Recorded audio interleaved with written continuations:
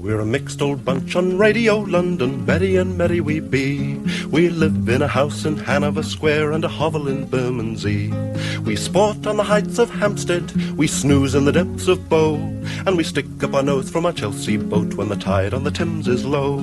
There's all sorts of jobs on Radio London, old professions and new. Computer men and Chinese cooks and the keepers at the zoo.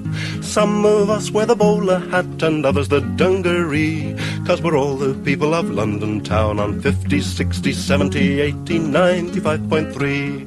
We are the true blue London boys, the yellow and the white and brown. We are the Chingford Semi, and we are the flat in town. We are the latest Bentley, and we are the rusty bike.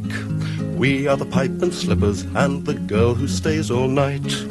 This is the place where you state your grievance, this is the place you're heard.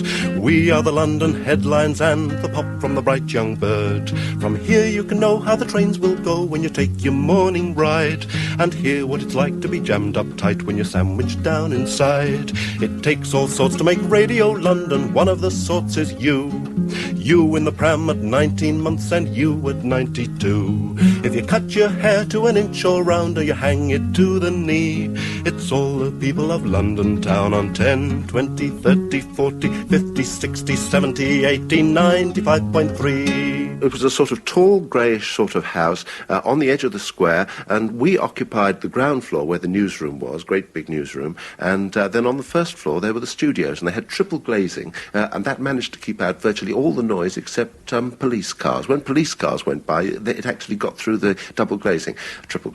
But it was very light and airy, and you looked out from the studio and there were trees and branches waving on the other side. It also meant, of course, that you were in trouble if you had forgotten that it was time for you to read the news. And I can remember running up those stairs and having to run up so fast that when I got into the studio, the pips went, I sat down, and I was unable to utter a word.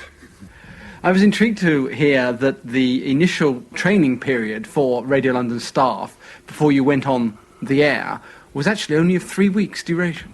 There were political problems involving the beginning of Radio London. Indeed, one of the very, very first things that happened to the assembled Radio London staff was that the Minister for Telecommunications came in and implied that we would be extremely lucky if we got on the air at all. It was Chris Chataway, it was a Conservative government, and they thought that they might actually prefer to have lots of commercial stations instead.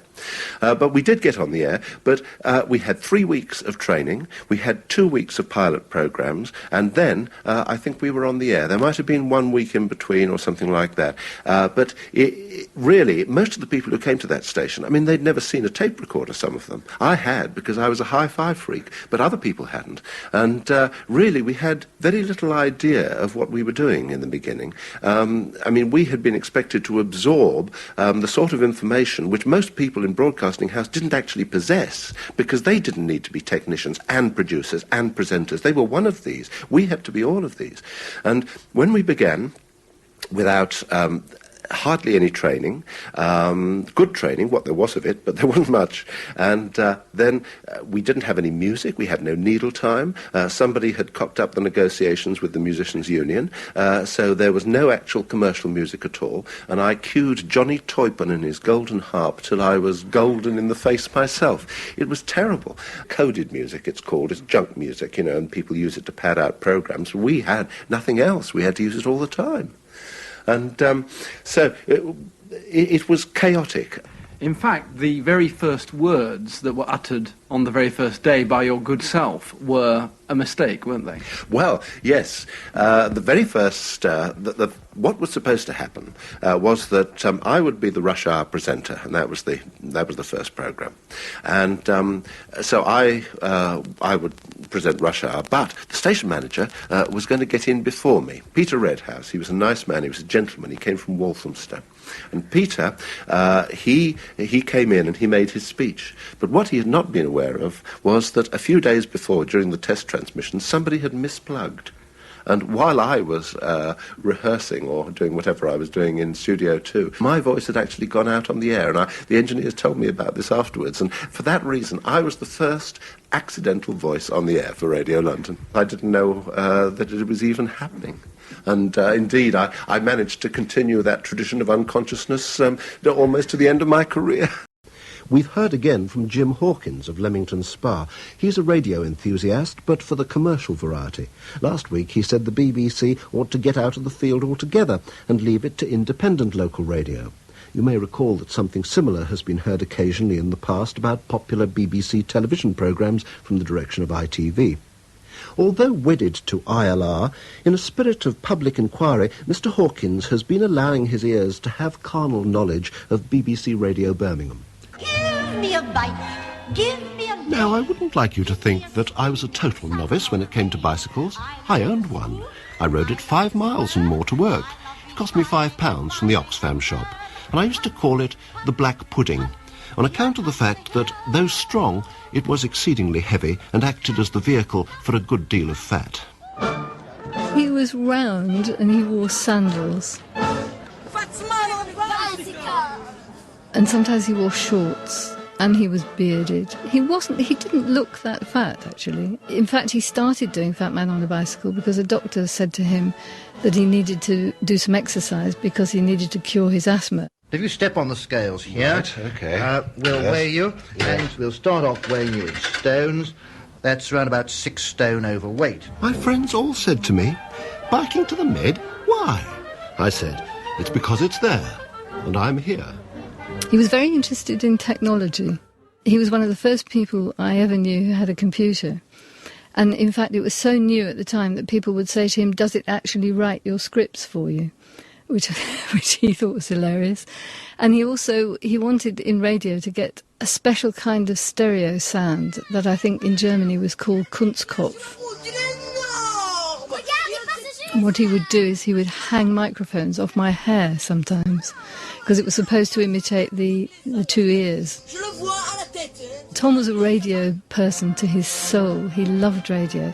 He loved the sound and the rhythms of people's speech. And he loved putting music to that. Charles Chilton had done it originally, but Tom sort of took it a stage further. And it's the sort of radio that doesn't get made much anymore because it's very time-consuming and it's very expensive. So you've got to work off quite a lot of energy on this trip. Never mind, it's 700 miles. You ought to do it. Give me a bite. Give me a lane. Give me... He was an absolute stickler for trying to get sounds right. I remember once we went somewhere where they had a peacock, and this peacock wouldn't make any sound. And we were told that peacocks love polo mints. And the sight of Tom running after a peacock with a polo is one I'll never forget.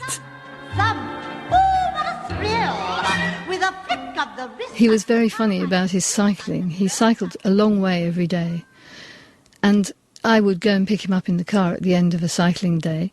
And everybody thought he cheated. Nobody thought he actually did these journeys. And he was fanatical. He had to go back to the actual pebble in the road where he'd dismounted and start again. And when my bespoke bicycle emerged, 10 gears and all, it was as bright as a black button. It was a Bugatti among bicycles. And if not actually as light as a feather, it certainly weighed a good deal less than some Christmas turkeys I've been acquainted with. Oh yes, and it had a horn as non-standard equipment. I think that honesty that he felt about the journey was transmitted in everything he did, actually. I thought there was a hill out of Dieppe, but I can't seem to find one. I think he got wonderful interviews out of people because he cared about what they said and he cared about who they were. I don't say the French cider is better. I say it is different. Everybody will judge what he prefers. I think I can tell you really do think it's better. Maybe You're just being polite. I think he cared too much in a way. If he'd go to a restaurant, he would worry about putting the waiter to trouble. He was wonderful to work with because he was so good at what he did. And often you were at the service of what he wanted to do. and helping him to realise something that he had a very clear image of. And that was the end of the fourth day. And not counting the channel, there were just over 180 miles on the clock.